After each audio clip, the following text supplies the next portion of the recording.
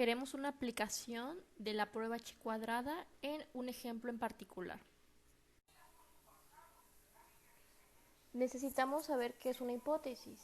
Bueno, es una explicación anticipada que permite al investigador acercarse a la realidad y orienta la búsqueda de algún orden o regularidad de los hechos que se observan. Es decir, vamos a hacer una suposición con los datos que tenemos y luego después nos vamos a dar cuenta que tenemos que ver si esa hipótesis que hicimos al principio es verdad, o sea, es decir, la aceptamos, o es mentira, la rechazamos. Y para esto nos va a ayudar la prueba chi cuadrado.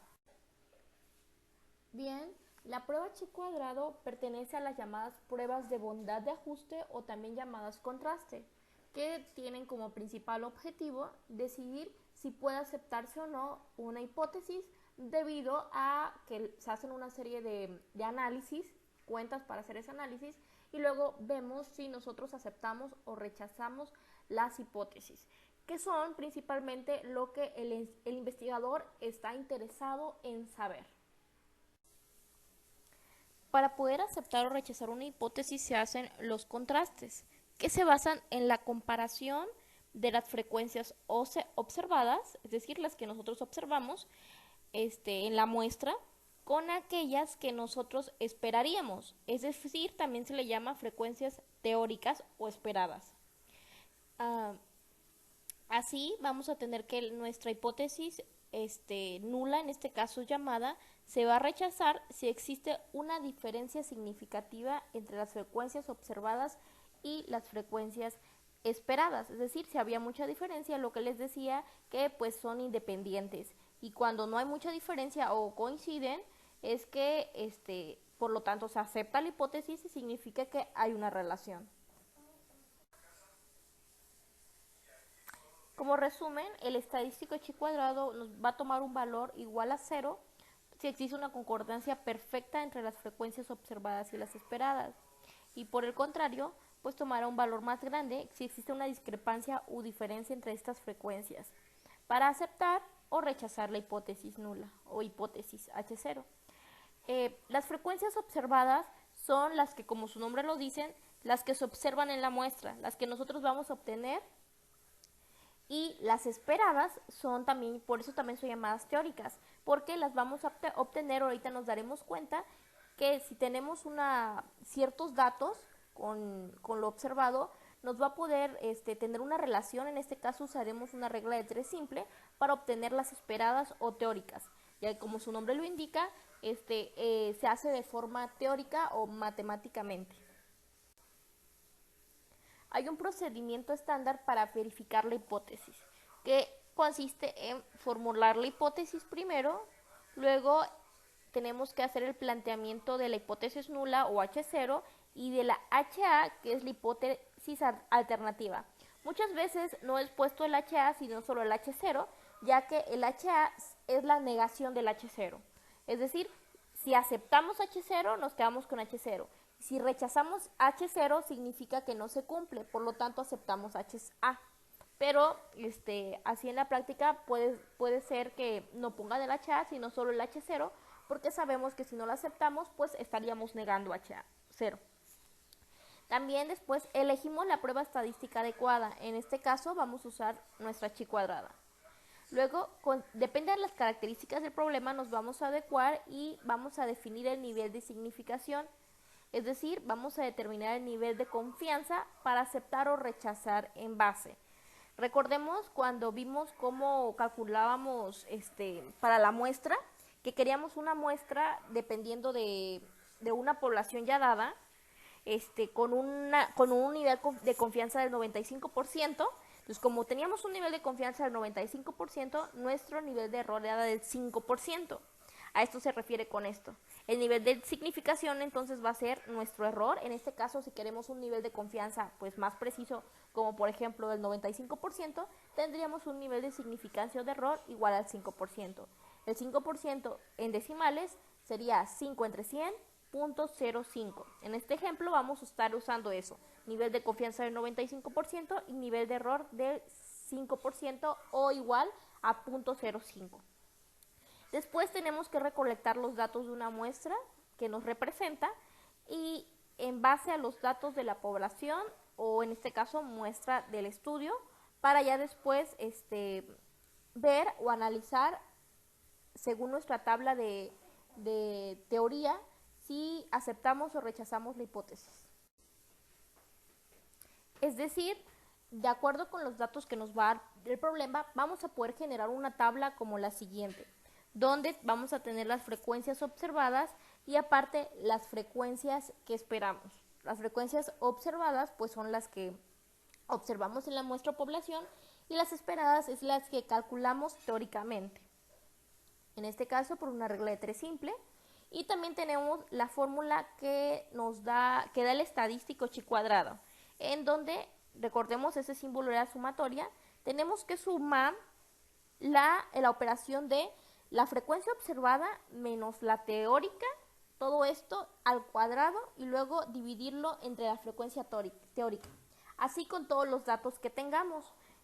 Luego, todos los datos que tengamos ya haciendo esta operación, finalmente la sumamos y esto nos va a dar nuestra fórmula, que ahorita vamos a ver para qué nos servirá. Después planteamos la hipótesis nula o H0, en donde, bueno, aquí para entenderle a las fórmulas que nos están manejando, tenemos que recordar que NI era nuestra frecuencia observada y EI representaba la frecuencia esperada o teórica. Bien, planteamos la hipótesis nula H0. En este caso, en general, es que nuestra distribución tórica representa la distribución observada. Es decir, pues hay una relación, ¿no? Lo que decíamos, que si la representa es decir que hay una relación. Entonces aquí, si decidimos aceptar la hipótesis nula o aceptar H0, estamos diciendo que efectivamente hay una relación estrecha entre la teoría o distribución tórica y la distribución observada. Bien, para un nivel de significación, vamos a llamarle a este nivel de significación o error alfa. En este caso, dijimos que íbamos a usar el 95% de nivel de confianza y el 5% de error, por lo que alfa sería el 5%, que sería igual a 0.05. Bien, y nos decimos que se acepta, vamos a aceptar nosotros H0 si después de que hagamos esto, la sumatoria del estadístico observado, que era lo que ya teníamos, que era nuestra fórmula, donde son las frecuencias observadas menos las esperadas al cuadrado entre las esperadas y así todos los datos que tengamos los sumamos solo si es menor que nuestro estadístico teórico. Ahorita vamos a ver cómo calculamos el estadístico teórico. Para el estadístico teórico solo necesitamos, bueno, ya tenemos una tabla, esta tabla ya está dada, no, sin importar el problema, esta tabla va a ser la misma, lo vamos a ver más adelante, y solamente tenemos que ubicarnos en donde tenga nuestro alfa que pedimos, en este caso 0.05, y nuestro K-1. Ahorita vamos a ver cuál es el valor de nuestro K en nuestro ejemplo. Por el contrario, si no es menor nuestro estadístico observado, es decir, si es mayor o igual, vamos a rechazar H0. Por lo tanto, vamos a decir que no hay una relación o el problema, dependiendo de lo que el problema nos diga. Bien, esa es la tabla que les decía de la distribución de chi cuadrado, que es la teórica, los datos teóricos, en donde en nuestra columna de la izquierda nos indica los grados de libertad, que es el valor de K-1, y en la fila o renglón de arriba nos va indicando nuestro nivel de significancia o error que vamos a querer según el problema. El problema nos puede decir trabaja con tanto grado de error o con tanto grado de nivel de confianza, o si no, nosotros vamos a elegir con qué grado trabajar, pero se tiene que poner. Después de que tú dices que rechazas o aceptas, dices con qué nivel de error trabajaste.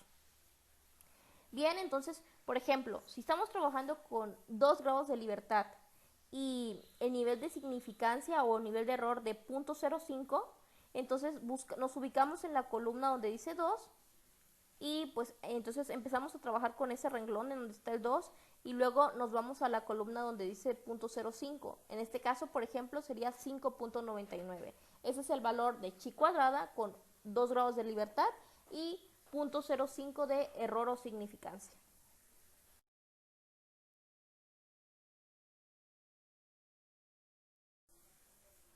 Bien, tenemos el siguiente ejemplo, en donde menciona que se recogen los datos tanto de peso como de semanas de gestación de niños nacidos en un año determinado.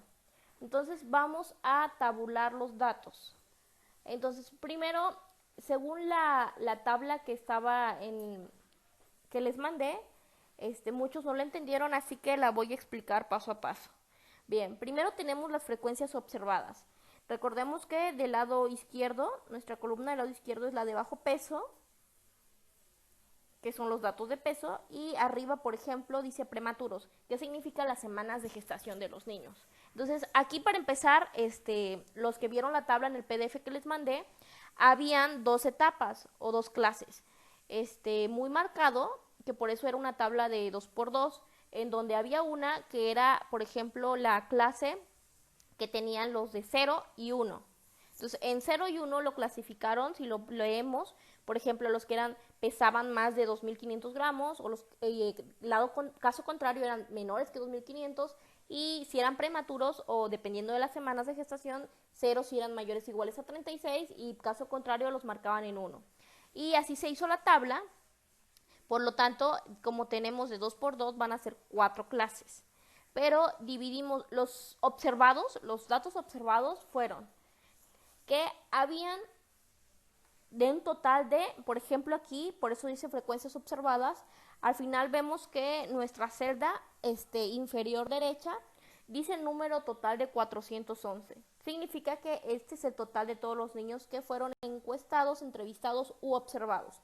411 niños, de los cuales tenemos, por ejemplo, debido a que los renglones o filas nos indican el bajo peso, entonces significaría, por ejemplo, tenemos una celda de 387, de una celda de 24, y hay intersecciones con los prematuros, ¿no? Que al final fueron, por ejemplo, en la primera columna de 364 y luego de 47.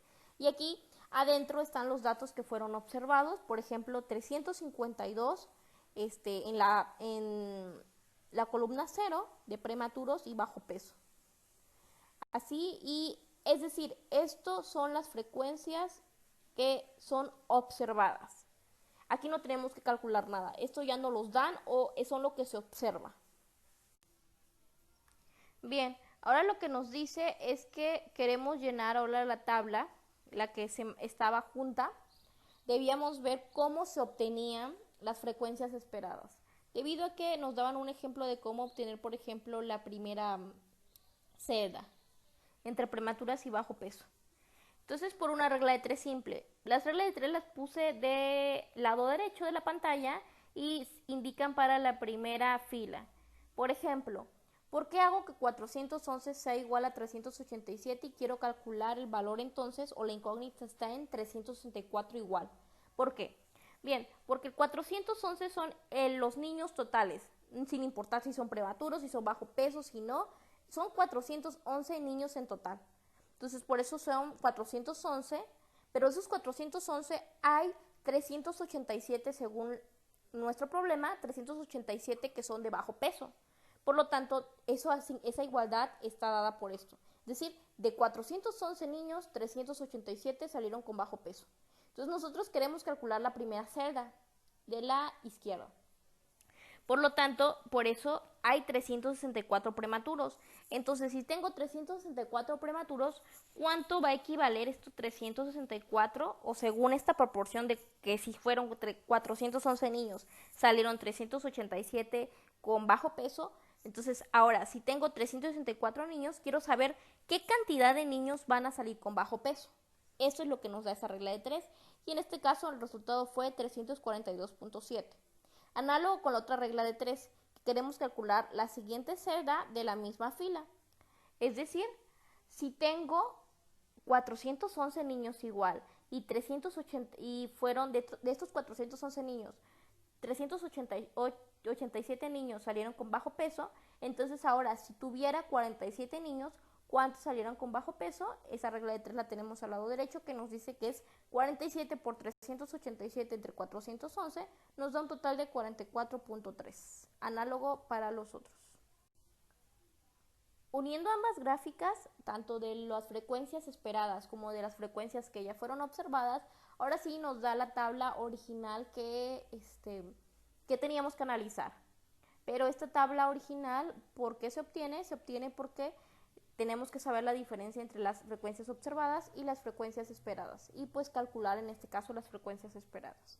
Y ahora sí ya tenemos esta tabla en donde aquí está claramente, por ejemplo, lo de 0 y 1, ¿no? De 0 y 1. En bajo peso igual era 0 y 1, aquí hay un 0, 0, pero el primero es 0 y el siguiente es 1. Y los totales.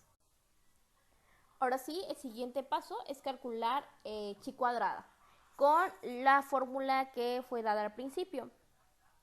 En este caso, y además aquí ya nos dicen que H0, recordemos que era la relación que tenía entre las frecuencias esperadas o dadas, que significaría que los datos recabados fueron debido al azar, que era lo que nos pedía este tipo de relación, nos pedía nuestro problema. Bien, ¿y cómo lo obtenemos?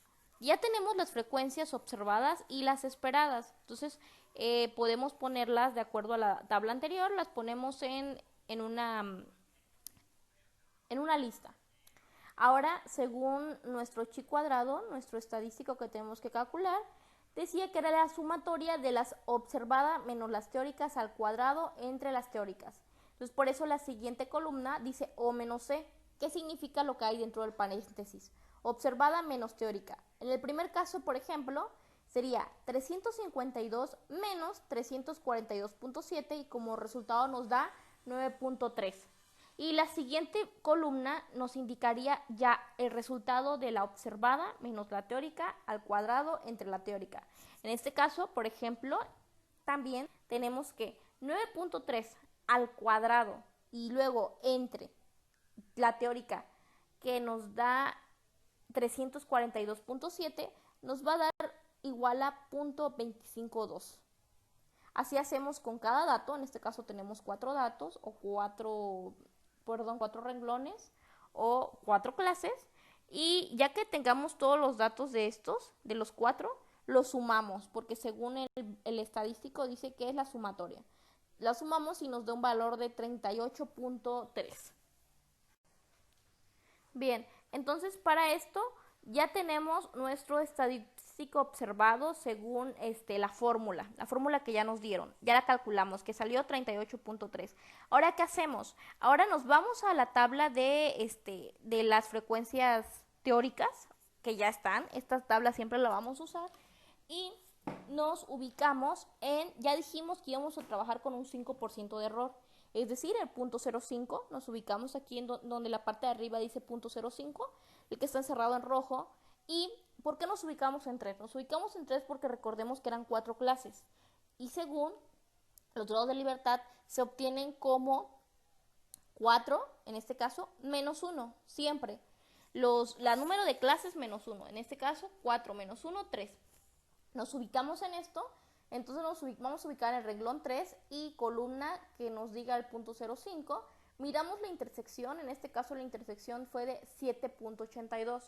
Y ahora comparamos. Recordemos que, bueno, aquí en la parte derecha nos dice que la vamos a aceptar si nuestro dato obtenido, en este caso el 38.3, es menor que el 7.82. Notamos que no, que efectivamente no es menor, que es mayor. Por lo tanto, según esto, si es mayor, se va a rechazar. Por lo tanto, rechazamos la hipótesis. Es decir, recordemos que nuestra hipótesis, según el problema que nos pedía, la relación era si fueron al azar. Como nuestro H0 era si fueron al azar o no, entonces como debido a que rechazamos a H0, significaría que hay diferencias que no son debidas al azar. Y eso sería usando nuestra prueba chi cuadrada. Por eso le decimos que podemos tomar decisiones dependiendo de los datos que tengamos. Y notemos que pues hicimos un análisis para ver si aceptábamos o no.